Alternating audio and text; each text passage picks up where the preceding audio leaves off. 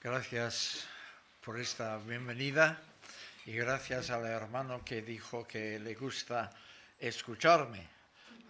Espero que no salga decepcionado hoy. Pero lo más importante no es escucharme a mí. Lo más importante es escuchar al Señor hablándonos a través de su palabra. ¿De acuerdo? Hoy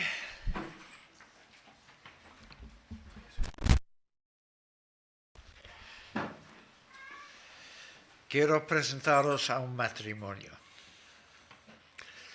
Él se llama Félix y ella Drusila. Me parece que no han visitado esta congregación mayormente porque fallecieron hace 2000 años. Y este local me parece que no existía en aquel entonces.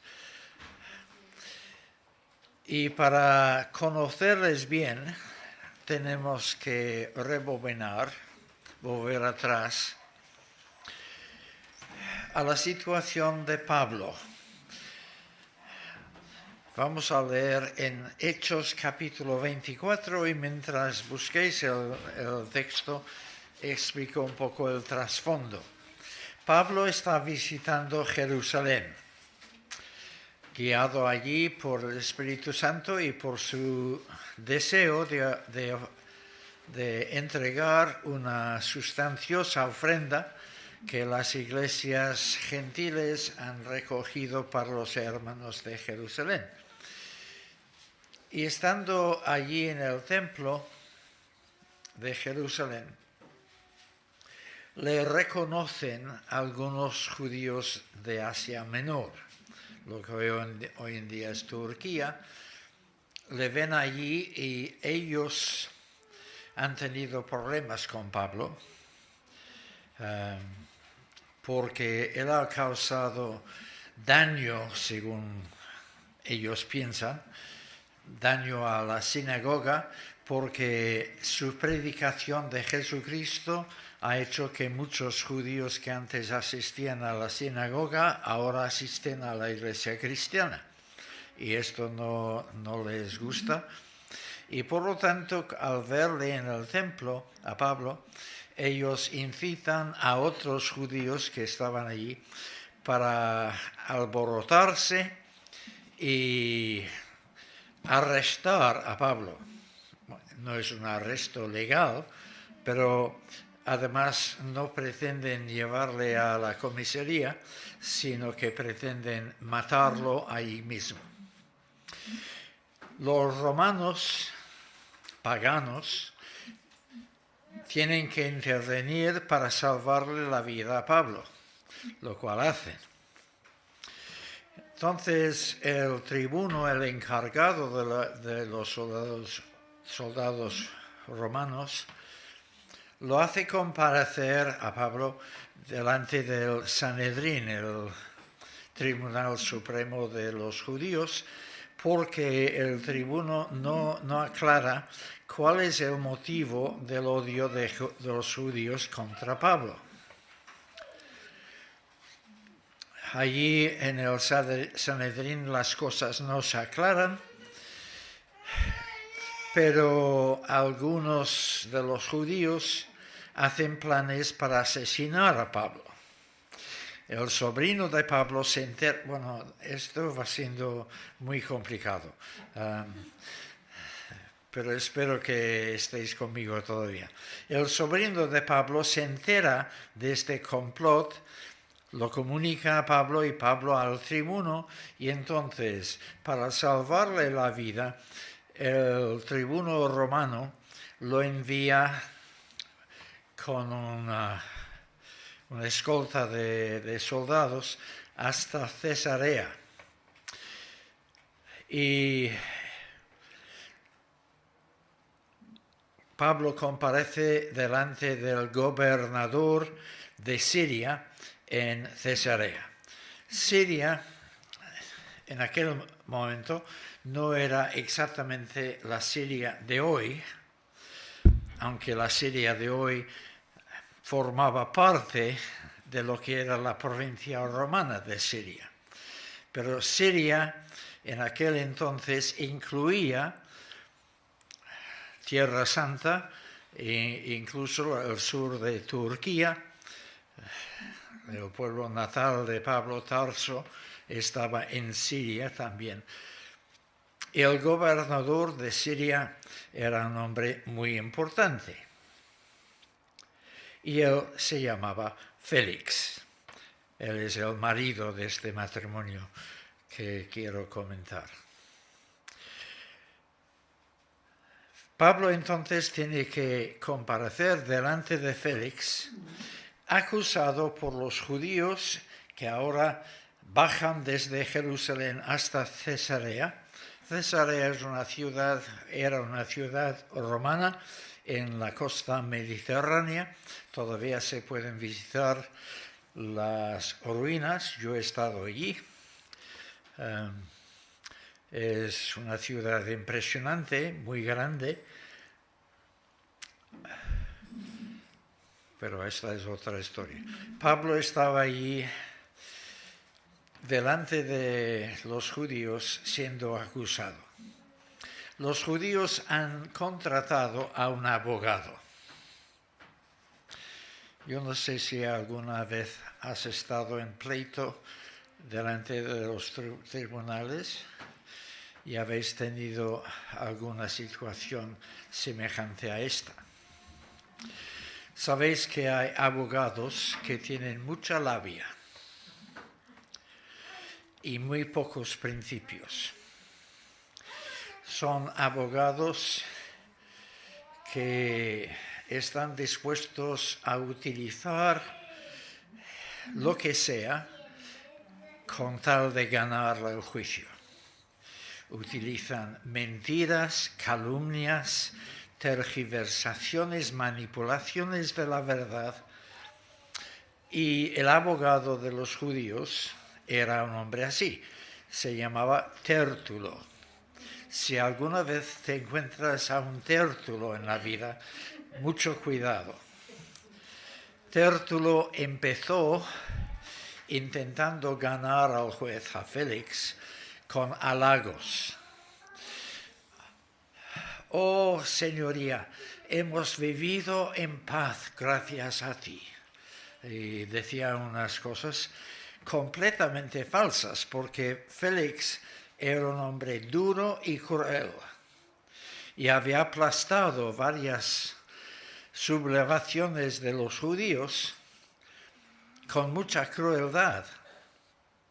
Así que era odiado por la nación judía y sin embargo aquí está la plana mayor de los judíos, representantes del Sanedrín, con el abogado diciendo: ay, gracias Félix por todo lo que has hecho por nosotros.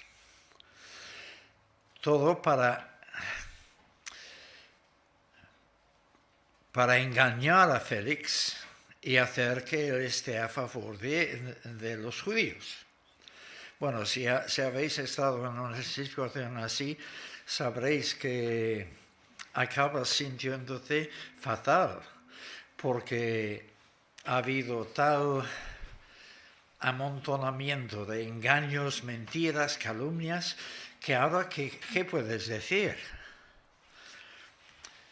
Tértulo ha acusado a Pablo de tres cosas: de organizar insurrecciones contra el orden público, de ser el líder de una secta nefasta, los nazarenos, entiéndanse, los cristianos,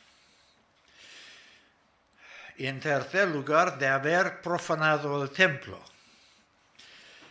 En aquel momento los romanos habían concedido a los judíos el derecho a proteger la santidad del templo. Y entre otras cosas, no podía penetrar en los patios internos del templo ningún gentil, ninguno que no fuera judío. Y según las calumnias, Pablo había introducido gentiles en el recinto interior del templo. Así que estas son las acusaciones. Tértulo ha dicho todas estas cosas. Pablo ahora tiene que defenderse delante de Félix. Félix, un hombre cruel, un hombre con muy mala fama y que acaba de ser engatusado por el abogado de la acusación.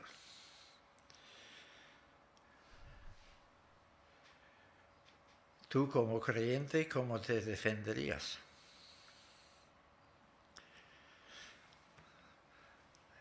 Esto es muy importante, aunque no es nada nuevo. Pablo se defiende sencillamente diciendo la verdad, diciendo lo que hay y lo que no hay. Y que Félix luego decida, porque Pablo sabe que está en manos de Dios. Y más allá de todas las tergiversaciones y maquinaciones humanas, está el Dios soberano que cuida a los suyos. Y ahora sí que vamos a leer el texto. Hechos 24,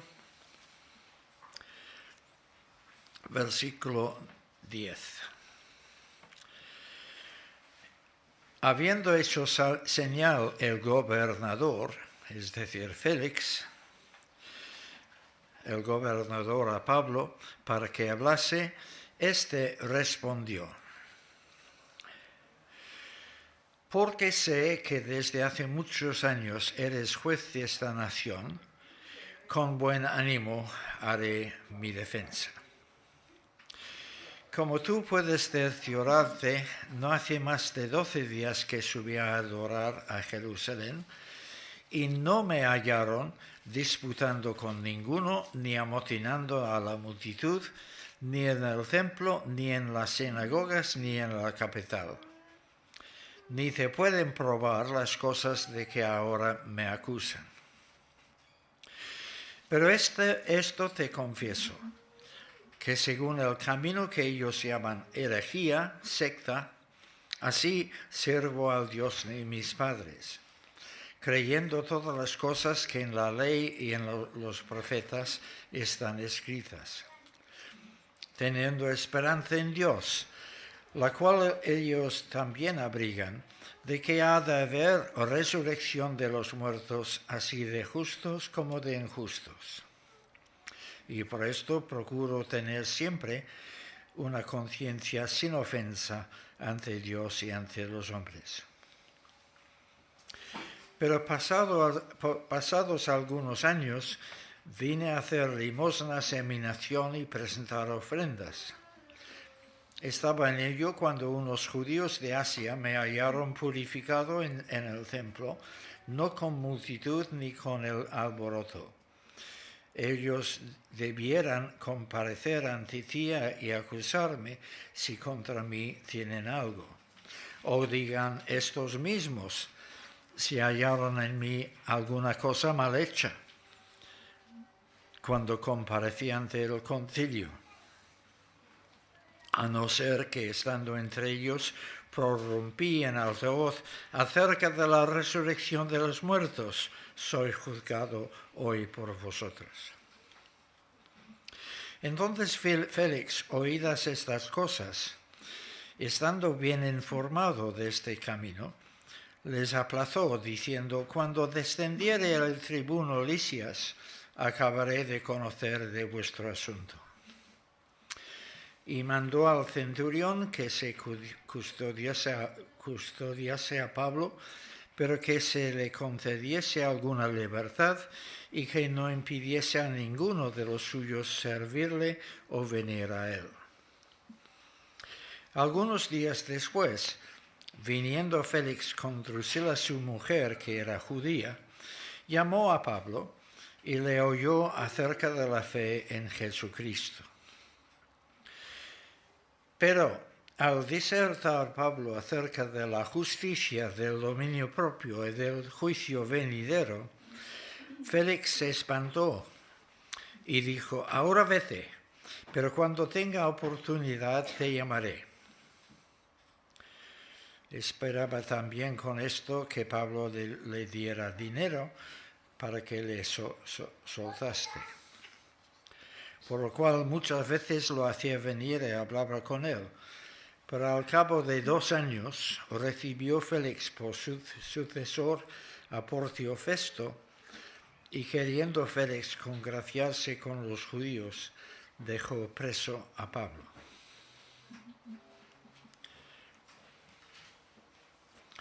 Muy rápidamente la defensa de Pablo. Ha habido 3 acusaciones. Insurrección. Ahora se me ha puesto la mente en blanco. ¿Alguien?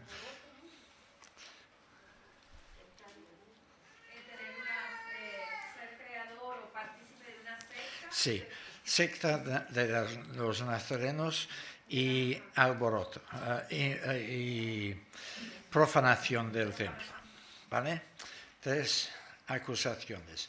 Pablo contesta en primer lugar, Pablo hace lo que todo el mundo tenía que hacer, casi era una obligación, unas palabras bonitas al juez.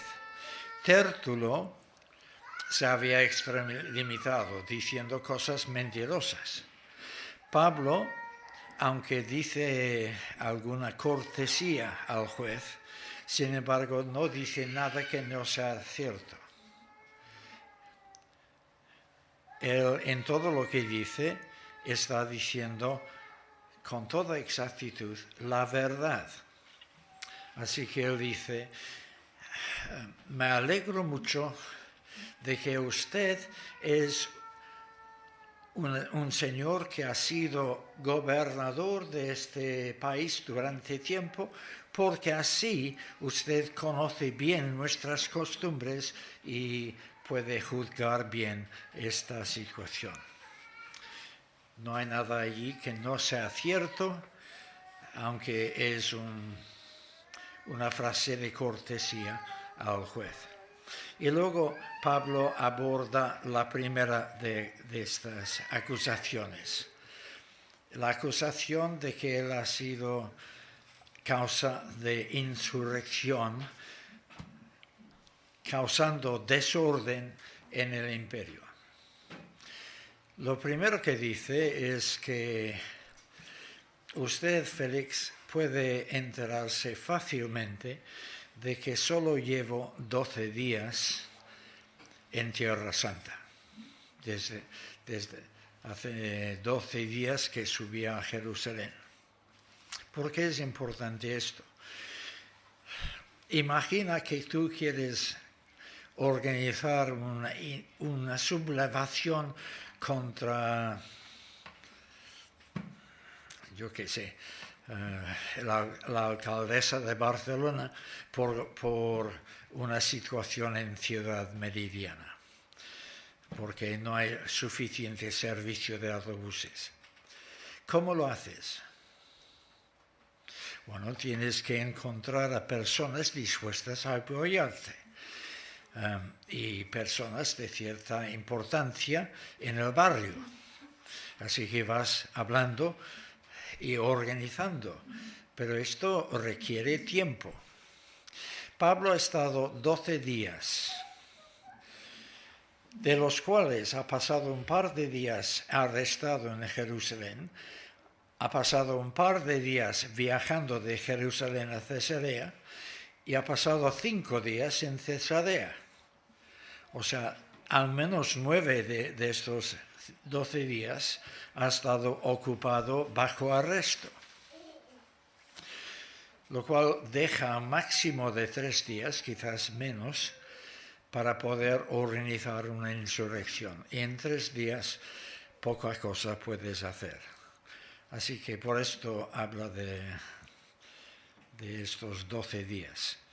Y además, cuando fui arrestado por el tribuno romano en el templo, yo no estaba disputando con nadie, ni amotinando a la multitud, ni en el templo, ni en las sinagogas, ni en la ciudad.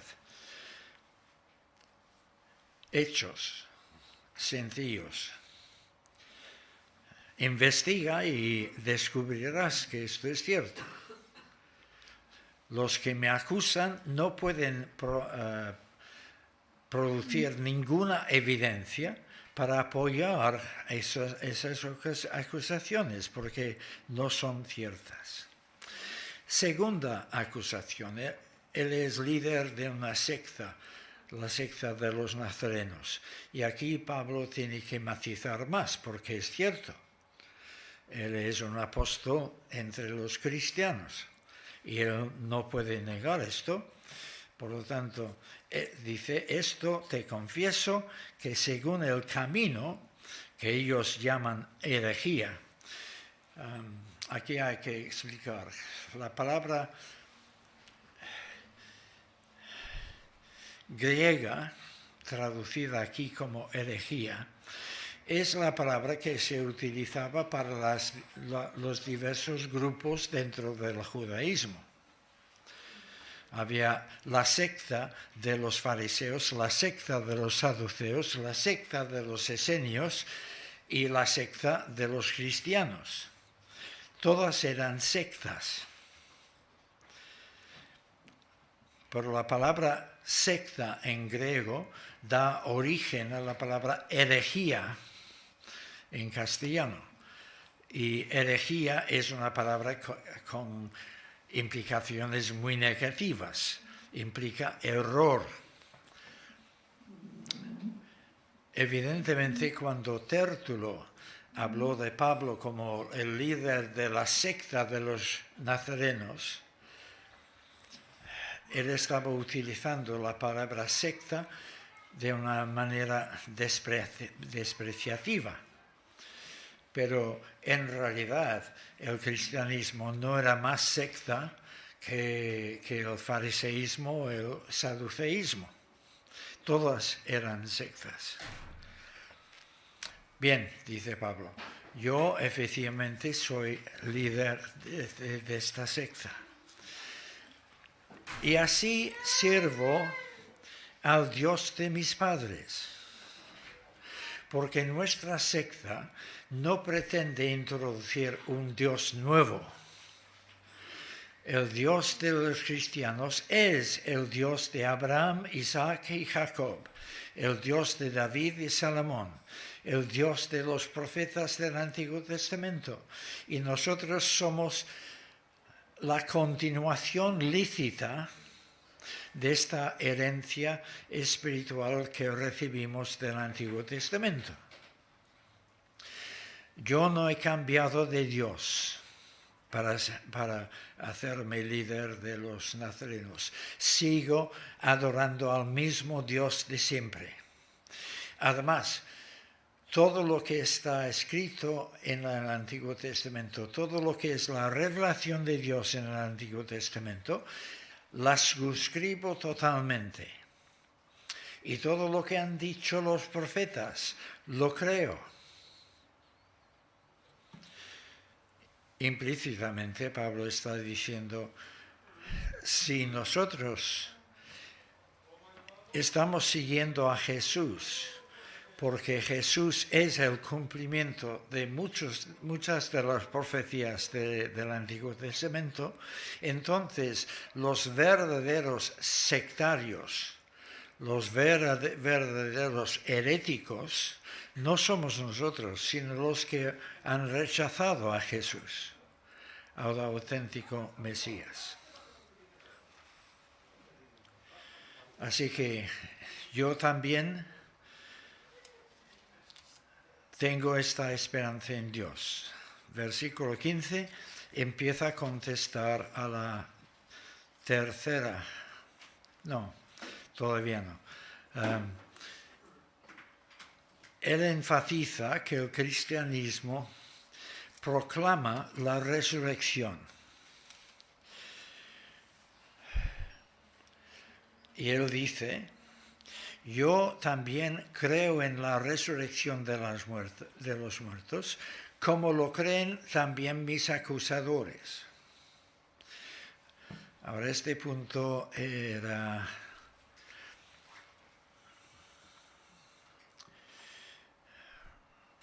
un poco cuestionable, porque entre los acusadores de Pablo, los fariseos sí que creían en la resurrección de los muertos, pero los saduceos no. Y el sumo sacerdote era saduceo, y seguramente había más saduceos en la delegación que había bajado de Jerusalén. Así que Pablo aquí está provocando a sus acusadores que en Jerusalén,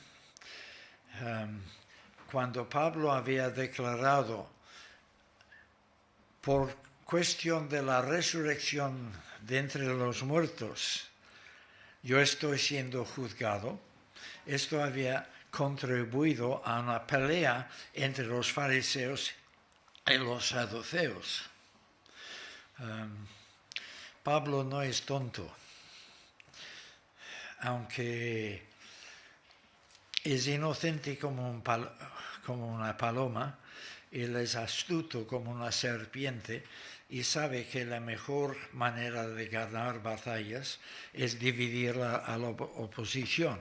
Y si puede hacer que los fariseos y los saduceos empiecen a pelearse entre sí, entonces le dejarán a él en paz. Bueno, eso es su esperanza. Así que introduce otra vez el tema de la resurrección aquí, que ya había causado el final de su proceso en Jerusalén. Pero luego en el versículo 17 pasa a la tercera acusación. Ha profanado el templo. Ha introducido a gentiles en el lugar santo.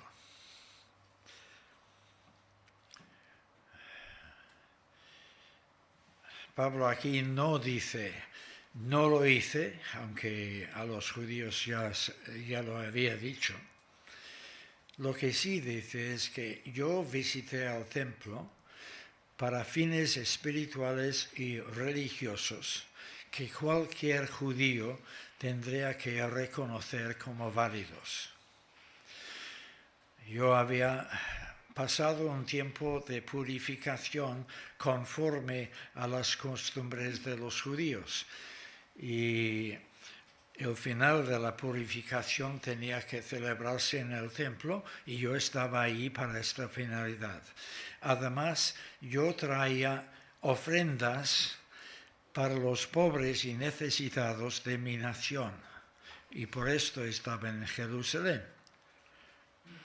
¿Esto es malo?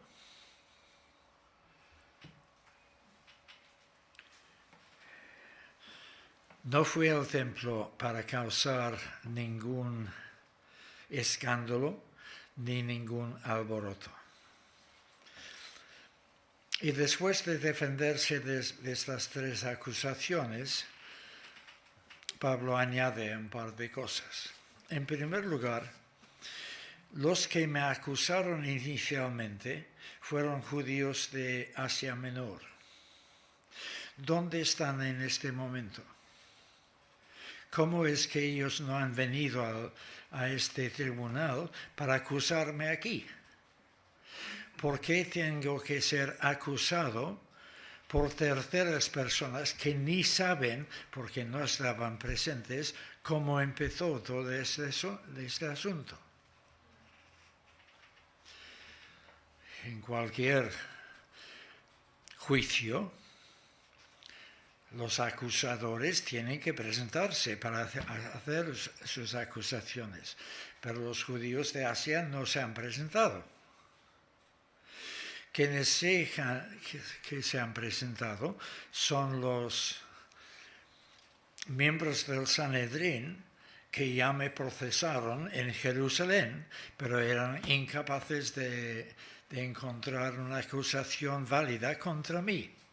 Bueno, que ellos también presenten sus argumentos y acusaciones.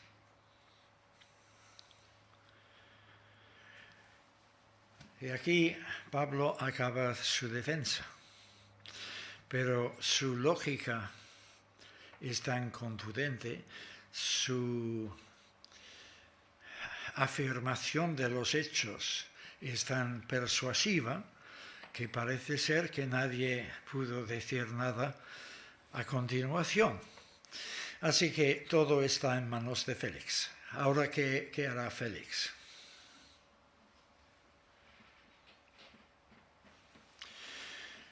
Obviamente, si Félix es un juez imparcial, tiene que declarar inocente a Pablo, porque los acusadores no pueden decir nada más. Pero Félix es un hombre vendido. Vamos a ver que Félix es un hombre cuya integridad ha sido socavada por su sensualidad, el sexo le traiciona, por su avaricia, el dinero lo traiciona, y por su afán de poder.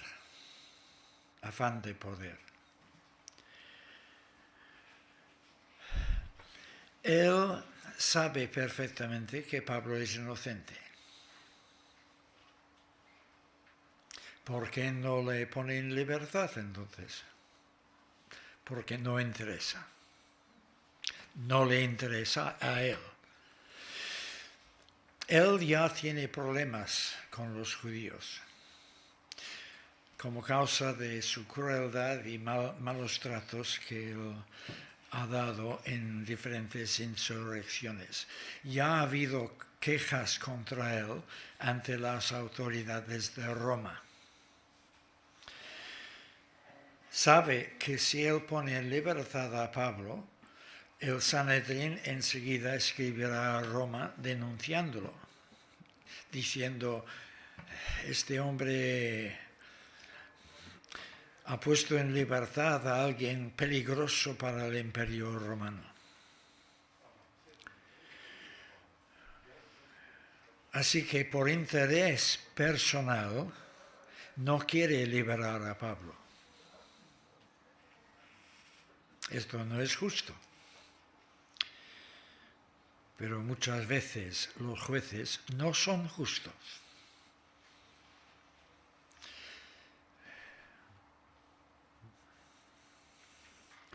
En otras ocasiones yo he dicho cosas como que menos mal que en nuestros días la justicia siempre es justa, pero utilizando sarcasmo británico.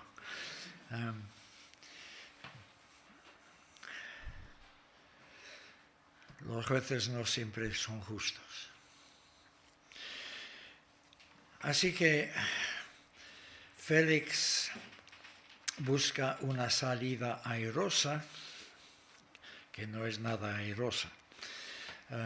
Dice, bueno, vamos a aplazar las cosas hasta que venga el tribuno Lisias, el encargado de los soldados romanos en Jerusalén.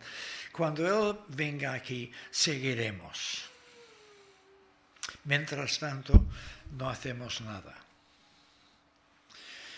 Y luego, para sanar su propia mala conciencia, llama al centurión encargado de Pablo y le dice, trátale bien, que tienes que estar en confinamiento, pero los romanos tenían diferentes categorías de prisiones.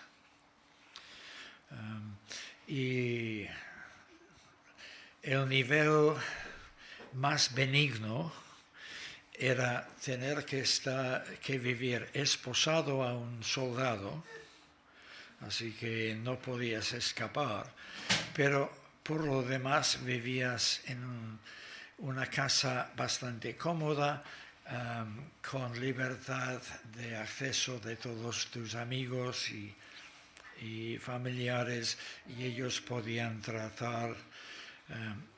traerte comida y cuidarte. Así que eran prisiones bastante benignas, y Félix ordena al centurión que trate así a Pablo.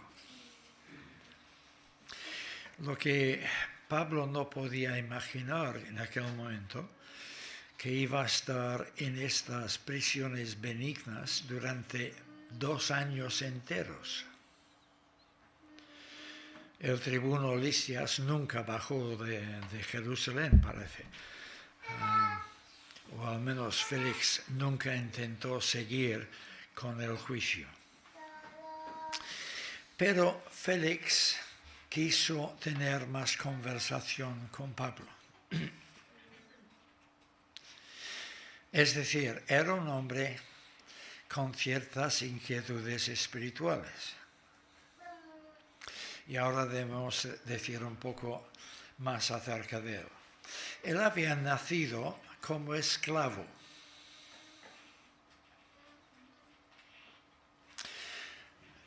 En el estamento más bajo de la sociedad.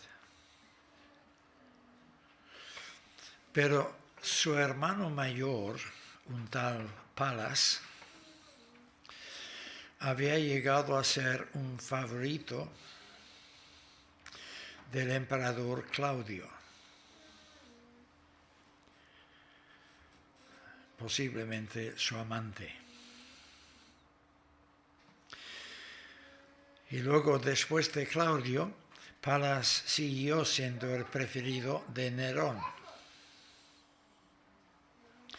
Y como consecuencia había podido echar un cable a su hermano y sacarle de la esclavitud, y poco a poco Félix había subido la escalera de la jerarquía romana hasta ser nombrado gobernador de Siria.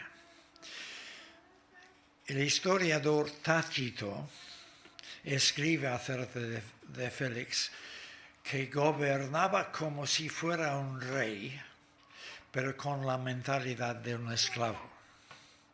Es decir, que Félix nunca se libró del complejo de haber nacido como esclavo y intentaba compensar por esta desgracia de su infancia, imponiéndose con tiranía como un rey. En cierto sentido esto nos da pena, porque muchos de nosotros somos víctimas de nuestra familia, de nuestra infancia, de cosas que hemos sufrido en el pasado. Y es fácil intentar justificarnos diciendo que yo nací en cierta familia, en ciertas condiciones, y como si esto fuera una excusa para nosotros. Pero el comportamiento de Félix no es excusable. Esto en cuanto a su afán de poder. En segundo lugar, era un hombre inmoral. Su esposa, Drusila, ella era la hija de uno de los reyes Herodes, concretamente del rey Herodes Agripa I. Este señor ha aparecido en el capítulo 12 de Hechos como perseguidor de la iglesia y que acabó con una muerte muy terrible. Drusila era su hija y hermana del rey Herodes Agripa II, que aparece precisamente en el capítulo siguiente de Hechos, el 25. Y tanto Drusila como Agripa tienen cierta curiosidad para saber más acerca del Evangelio cristiano. Y esto puede deberse a que su padre había perseguido a los cristianos, pero ellos, creciendo adolescentes en aquel momento, habían adquirido cierto interés. ¿Cómo es que papá está tan en contra de los cristianos? Y por lo tanto tiene curiosidad. Pero ella se había casado con el rey de Mesna. No me preguntéis dónde está Mesna, no tengo ni idea. Pero era un reyezuelo, me parece que su nombre era Cizo, algo así. Pero Félix la vio, a la sazón tenía unos 17 años de edad. Se dice de ella que era de una belleza deslumbrante. Y Félix era un hombre sensual, sin escrúpulos, y la sedujo. Y consiguió que ella se divorciara de su marido legítimo y se casara con Félix. Así que los dos tienen en su haber una relación matrimonial irregular. Legalmente estaban casados, pero ante los ojos de Dios me parece que no. Y luego otro factor que vemos en Félix era que quería dinero. Esperaba que Pablo le ofreciese un soborno. Por esto mantuvo a Pablo durante 2 años, siempre dejando caer un indirecto, a ver si me ayudas a hacer justicia pagando un poco. Pero pagando Pablo, si Pablo era más pobre que nosotros. Pero Pablo acababa de llegar a Jerusalén con una cantidad importante de dinero recogida en ofrendas entre las iglesias gentiles a favor de los hermanos.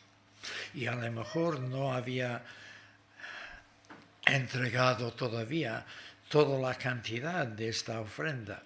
Así que posiblemente él todavía tiene dinero.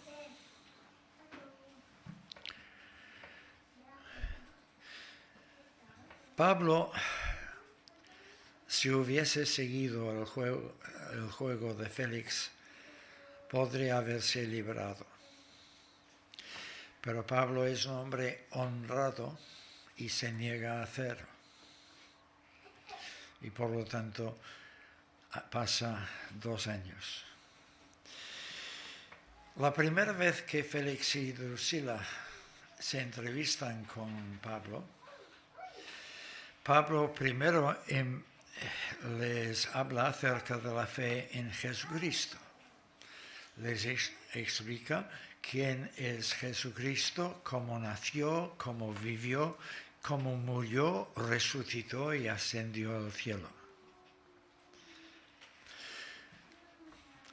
Y les explica que este es el hombre señalado por Dios como el Mesías, el legítimo rey de todo ser humano.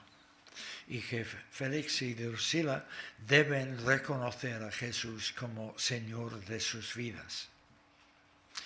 Pero luego dice Lucas que empezó a hablarles de justicia,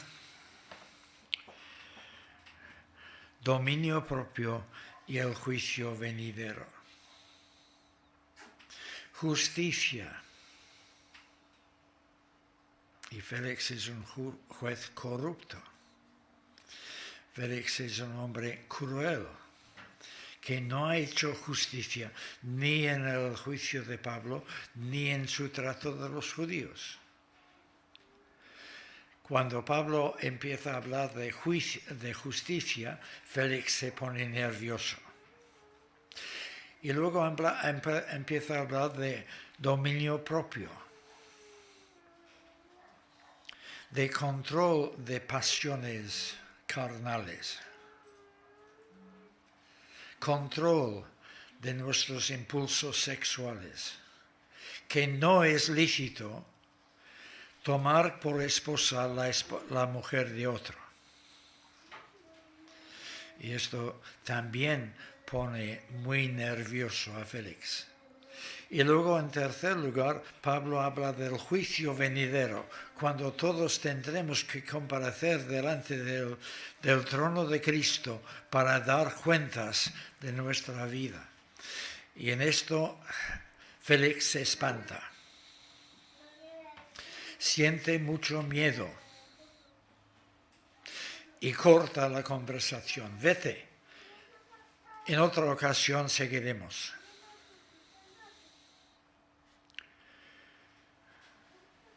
No es cierto decir que la otra ocasión nunca vino, porque se ve que durante estos 2 años Pablo volvió a tener muchas conversaciones con Félix. Pero el momento crítico había pasado. El momento crítico es cuando el Espíritu de Dios te convence de pecado, cuando te sientes fatal y temes que vas a tener que comparecer ante el juez. Y si no respondes en aquel momento, no hay garantía de que vayas a tener otra oportunidad. La historia de Félix y Drusila es la historia trágica de un matrimonio que llegó a las puertas de la salvación, pero dijeron no, vete en otra ocasión, y la otra ocasión nunca vino.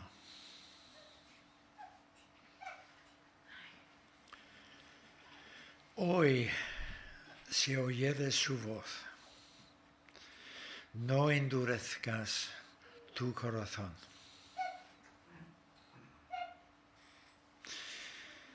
Porque nunca sabes si vas a tener otra oportunidad. No necesariamente porque te fulminará un relámpago al marcharte,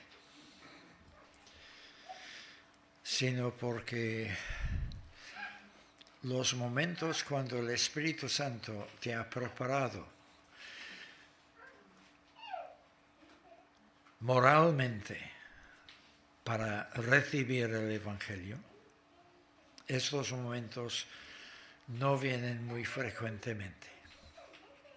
Así que si hoy sabes que lo que está impidiéndote tu entrega al Señor Jesús es tu afán de lucro, dinero, tu afán de hacer lo que quieres con tu sexualidad, tu deseo de no perder puntos en cuanto a tu reputación ante tus amigos, ante la sociedad. Cualquiera de esas cosas que vemos en Félix, no pierdas tu oportunidad. El Señor llama, y llama siempre. Pero solo son poquitos momentos cuando tengamos oídos atentos para escuchar su llamada. Hoy, si oyeres su voz, no endurezcas tu corazón. Señor, te pedimos que tu Espíritu se mueva entre nosotros.